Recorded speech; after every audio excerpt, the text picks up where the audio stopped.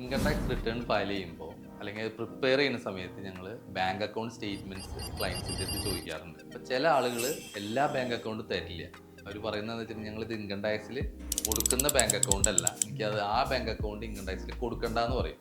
അപ്പോൾ അതങ്ങനെ പറ്റണ ഒരു കാര്യമാണോ? എല്ലാ ബാങ്ക് അക്കൗണ്ടും നമ്മൾ ഇൻകം ടാക്സിൽ കൊടുക്കേണ്ട ആവശ്യമുണ്ടോ?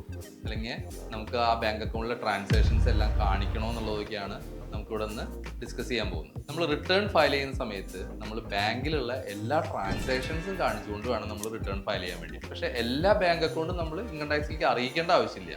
നമുക്ക് ഏതെങ്കിലും ഒരു ബാങ്ക് അക്കൗണ്ട് ഇൻകം ടാക്സിലേക്ക് അറിയിക്കുക. ആ ബാങ്ക് അക്കൗണ്ട് നമ്മൾ എന്തെങ്കിലും ഇൻകം ടാക്സ് റീഫണ്ട് കിട്ടാണ്ടെങ്കിൽ ആ റീഫണ്ടിന് വേണ്ടിയിട്ട് നമ്മൾ റീവാലിഡേറ്റ് ചെയ്ത് വെക്കണം. അപ്പോൾ അതിന് വേണ്ടിയിട്ട് ഒരു ബാങ്ക് അക്കൗണ്ട് ചെയ്യേണ്ട ആവശ്യമുള്ളൂ. അപ്പോൾ എല്ലാ ബാങ്ക് അക്കൗണ്ടും കാണിക്കേണ്ട ആവശ്യമില്ല. പക്ഷേ ഇൻകം ടാക്സ് ഡിപ്പാർട്ട്മെന്റിൽ നമ്മളുടെ ട്രാൻസാക്ഷനെ കുറിച്ചിട്ട് നമ്മളെ എല്ലാ ബാങ്ക് അക്കൗണ്ടും പാൻ നമ്പറായിട്ട് ലിങ്ക്ഡ് ആയതുകൊണ്ട് എല്ലാ ട്രാൻസാക്ഷനെ കുറിച്ച് അവർക്ക് ഇൻഫോർമേഷൻ ഉണ്ട്. ആ ഇൻഫോർമേഷൻസ് എല്ലാം AIS അല്ലെങ്കിൽ TAS എന്ന് പറഞ്ഞ സ്റ്റേറ്റ്മെന്റിലും അതുപോലെ ഫോം നമ്പർ 26 AIS എന്ന് പറഞ്ഞ സ്റ്റേറ്റ്മെന്റിൽ ഉണ്ട് ഓൾറെഡി. അപ്പോൾ ആ ഇൻഫോർമേഷൻസ് കിട്ടിക്കഴിഞ്ഞ് ഇൻകം ടാക്സുകാർക്ക് നിങ്ങൾക്കെതിരെ ആക്ഷൻ എടുക്കാം. അപ്പോൾ ആ ആക്ഷൻ എടുക്കുന്നതിന് മുമ്പ് നമ്മൾ തന്നെ ആ ഇൻകം കാൽക്കുലേറ്റ് ചെയ്ത് നമ്മൾ തന്നെ റിട്ടേൺ ഫയൽ ചെയ്യുകയാണെങ്കിൽ നമുക്ക് അങ്ങനത്തെ ആക്ഷനിൽ നിന്നൊക്കെ ഒഴിവാകാൻ പറ്റും.